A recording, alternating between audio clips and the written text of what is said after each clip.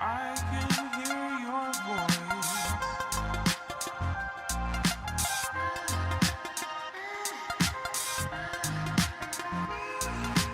I can hear your voice.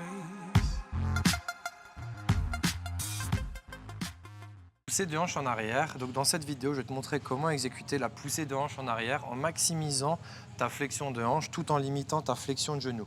Par exemple, sur les exercices de Romanian deadlift, où tu vas devoir avoir focus au niveau des ischios et des fessiers, il faut adopter une certaine posture. Pendant l'exécution des mouvements du Romanian deadlift, que ce soit à la trap bar, aux haltères ou à la barre, ou sur tous les mouvements où ça nécessite une charge, où ça va effectuer une sorte de pression au niveau des lombaires au bas du dos, ce que je te conseille, c'est de venir rentrer le nombril puis serrer les abdos pour pouvoir effectuer une sorte de pression intra-abdominale et mieux protéger tout ce qui est sangle abdominale. Donc pour ce faire, tu vas venir vraiment inspirer, contracter au maximum pour vraiment protéger toute cette zone lors de l'exécution de ton mouvement. Sur tous les mouvements polyarticulaires qui nécessitent une grosse charge, où tu vas avoir besoin de protéger ta sangle abdominale. Donc déjà, dans un premier temps, on va déjà voir la première étape. Pour commencer, tu peux déjà utiliser un bâton. Ce bâton-là, va falloir le mettre au niveau du dos.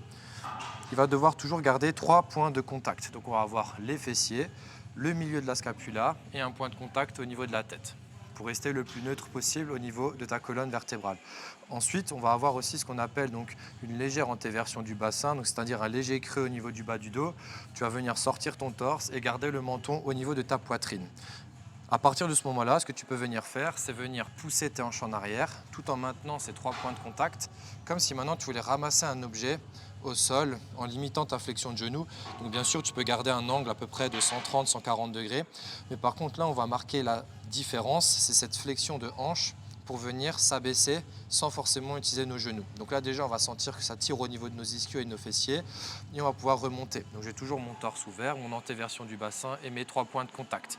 Donc du moment que tu perds ces 3 points de contact, c'est qu'il y a quelque chose qui ne va pas sur ton mouvement de Romanian. Maintenant, pour accentuer encore plus le mouvement et encore mieux le comprendre, bien sûr, tu vas regarder un miroir et pouvoir te regarder si ton mouvement est bien dans l'espace. Mais tu peux aussi utiliser un roll. Donc tu vas utiliser peut-être un rouleau de massage ou les petits, c'est égal.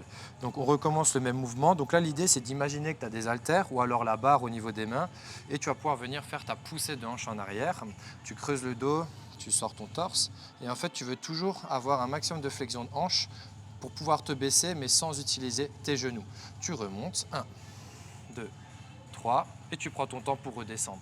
Et ça te permettra déjà dans un premier temps de bien accentuer et de bien apprendre le mouvement de tout ce qui est poussé de hanche en arrière sur les mouvements comme le Romanian deadlift à la trap bar, aux haltères ou à la barre, ou encore maximiser le travail sur ton bas du dos lorsque tu fais du goblet squat, du squat pour avoir un torse plutôt droit et apprendre à bien rentrer le bas du dos et à antéverser celui-ci pour pouvoir effectuer correctement tes mouvements.